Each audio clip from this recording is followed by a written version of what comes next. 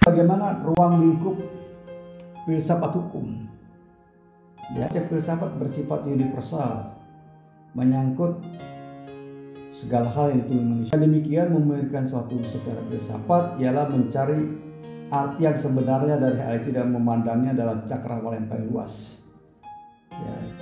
Objek filsafat hukum adalah hukum dan dikaji secara mendalam sampai pada intinya atau dasar disebut hakikat. Jadi kalau kita bicara filsafat, kita bicara tentang hakikat. Ya. Jadi pendapat yang mengatakan bahwa hukum itu menjadi objek filsafat, artinya filsafat mencari dan menyusuri makna atau hakikat hukum dalam kehidupan sehari-hari manusia dan berdasarkan pengalaman dia.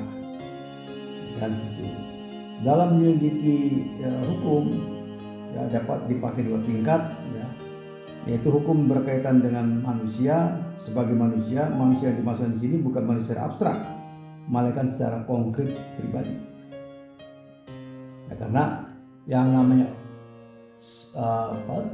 subjek hukum bisa juga bukan manusia tapi badan hukum, ya, person itu. Kemudian hukum berkaitan negara. Nah, ini artinya filsafat hukum jadi titik perhatian dalam manakah arti hukum dan hakikatnya dan manakah jasa-jasa yang termasuk dalam hukum sejati. Jadi bagaimana negara menerapkan, bagaimana negara membuat hukum, dan apa tujuan negara membuat hukum. Ya kan, kita kembali ke teori di belakangnya. Ini dapat disederhanakan ruang lingkup atau pokok kajian hukum sebagai berikut. Pertama, ontologi hukum.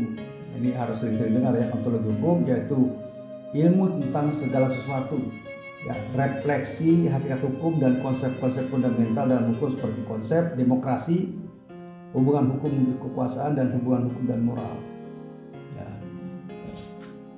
Misalnya, mengapa manusia yang taat hukum dikatakan sebagai manusia bermoral? Satu contoh misalnya, kalau Anda melakukan transaksi jual beli, ketaatan hukum diperlihatkan ketika terjadi transaksi antara penjual dan pembeli, ya, pembeli menyerahkan uang, penjual menyerahkan barang. Ya, kalau Anda misalnya salah satu misalnya sudah menyerahkan uang, tapi pihak penjual tidak menyerahkan barang, maka dikatakan penjual itu tidak punya moral, tidak taat hukum. Ya.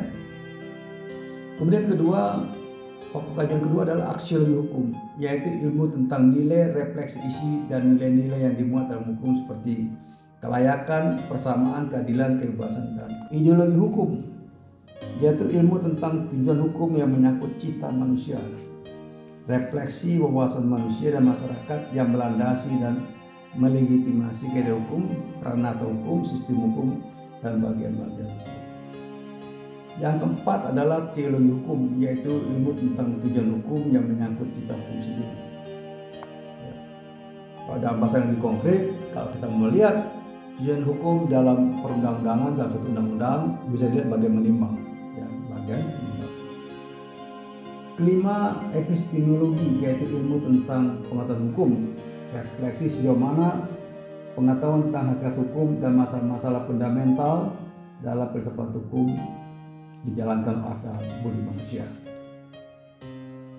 Nah, jadi manusia ini selalu berkembang, diberikan juga teori hukum atau filsafat hukum. Tapi semua perkembangan itu berangkat dari perenungan.